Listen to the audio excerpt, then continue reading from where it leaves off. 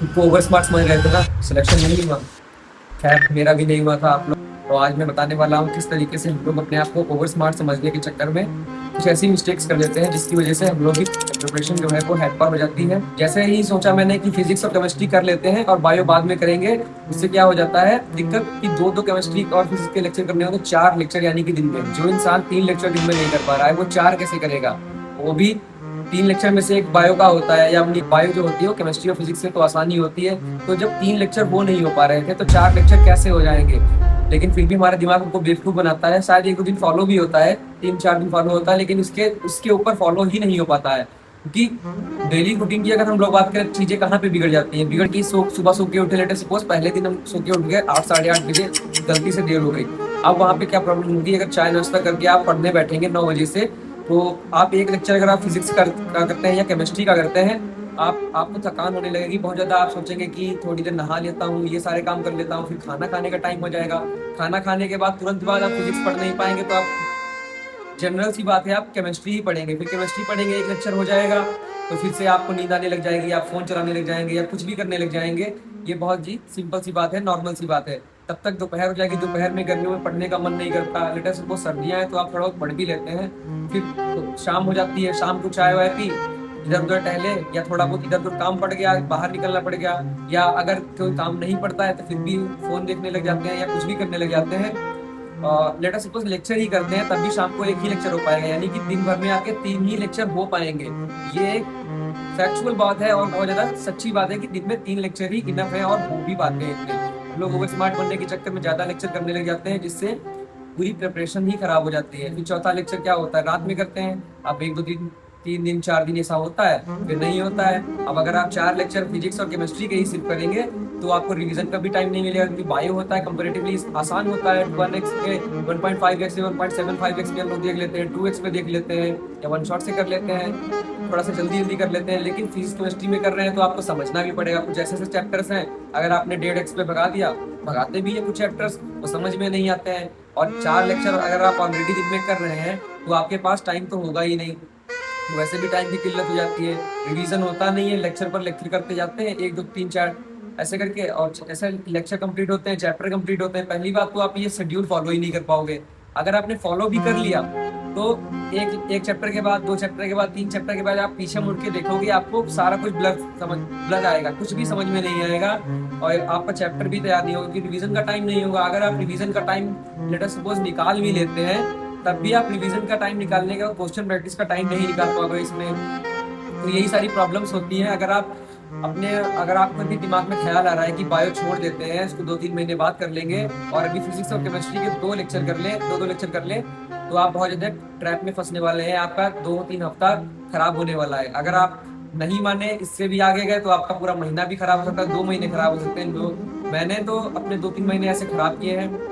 तो मैं आपको बताना चाहूंगा, अगर आप ये करते हैं तो आपके भी महीने खराब हो गए। अगर आप इससे बचना चाहते हैं, सिंपल सी बात है, बैच फॉलो करो, 3 लेक्चर्स करो, रिवीजन का भी टाइम होता है, क्वेश्चन प्रैक्टिस का भी टाइम होता है।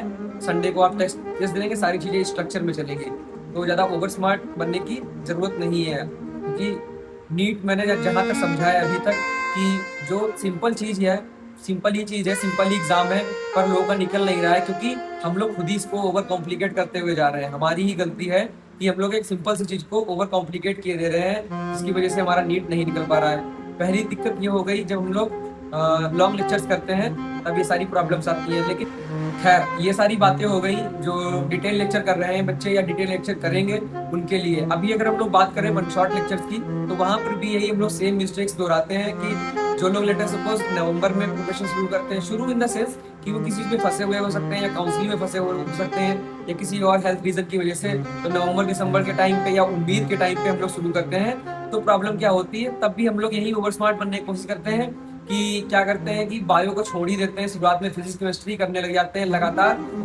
उसकी वजह से बहुत ज्यादा प्रॉब्लम होती है। तो मैं बस इतना ही कहना चाहूंगा, जो शेड्यूल आपको दिया जा रहा है बैच से, आप उसी को फॉलो करो। एक दिन फिजिक्स, एक दिन केमिस्ट्री, एक दिन बायो, ये ज्यादा बेनिफिशियल होगा आपके लिए। तो हम लोग बहुत ज़्यादा ट्राई करते हैं कि अपनी तरीके से चीज़ों को शेड्यूल कर लें, अपनी तरीके से डायरी पे लिखें, चैप्टर्स लिखें, ये कर लेंगे उस चैप्टर में, इस चैप्टर में इतना क्वेश्चंस करेंगे।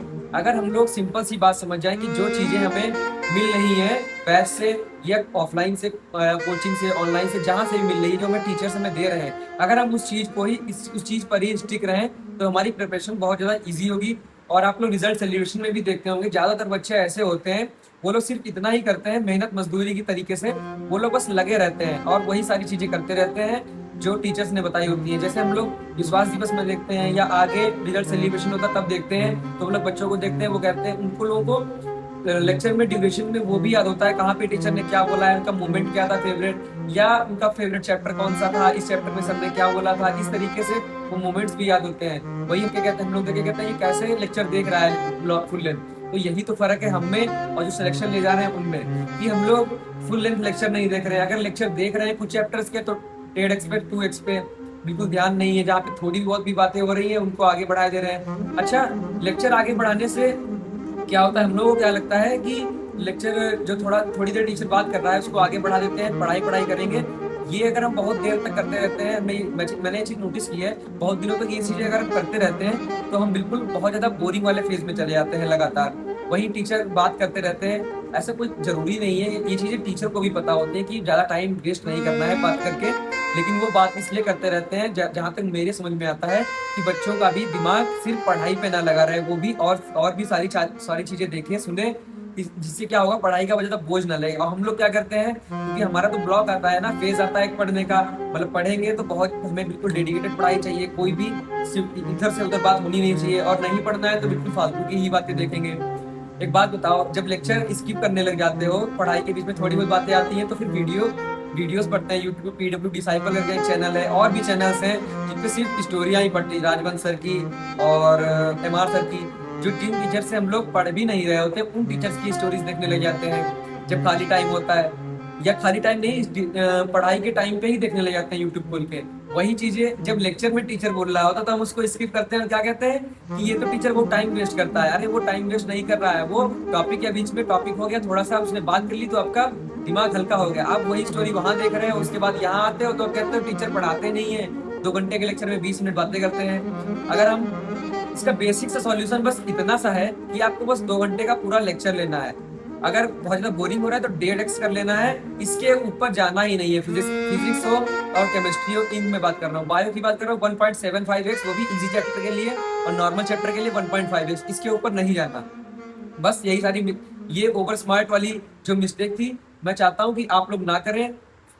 किसी भी सब्जेक्ट को छोटा ना समझे, यानी कि बायो को छोड़े ना, फिजिक्स केमिस्ट्री को एक साथ में लेके चले, फिजिक्स केमिस्ट्री और बायो को तीनों को एक साथ में लेके चले। उसके साथ साथ लेक्चर के ड्यूरेशन कितना भी हो उसको आगे ना बढ़ाएं। अगर टीचर थोड़ी देर बात कर रहा है तो उस बात को भी सुन लो, कोई दिक्कत नहीं है, फ्लो नहीं टूटना चाहिए। अगर आप सिर्फ पढ़ाई देखते चले जाओगे तो भी आप बोर हो जाओगे जल्दी। अगर पढ़ाई के साथ थोड़ी थोड़ी बात होती रहेगी तो ब्रेन हल्का रहेगा, माइंड भी रिलैक्स रहेगा और आप पढ़ते रहेंगे। तो 2 मेन मिस्टेक्स जो बताई है इस वीडियो में, पहला कि फिजिक्स केमिस्ट्री बायो को साथ में लेके चलो, किसी को भी छोड़ना नहीं है। दूसरा, लेक्चर में बहुत ज्यादा स्पीड नहीं बढ़ानी है और लेक्चर को स्किप नहीं करना है या बढ़ाना नहीं है, उसको 10-10 सेकंड करके बढ़ाना नहीं है, कनेक्शंस टूट जाते हैं ब्रेन में, जिसकी वजह से दिक्कत होती है पढ़ने में। खैर, ये रही आज की वीडियो, उम्मीद करता हूँ आप लोगों को पसंद आई होगी। ऐसे ही मेरे लाइफ से जुड़ी हुई वीडियोस को देखने के लिए, नीट के एक्सपीरियंस को जानने के लिए आप लोग इस चैनल को सब्सक्राइब कर सकते हैं। वीडियो को लाइक कर दीजिएगा और कमेंट्स में बताइएगा कि आपको नेक्स्ट वीडियो किस चीज़ पे चाहिए, आपको किस चीज़ में प्रॉब्लम आ रही है।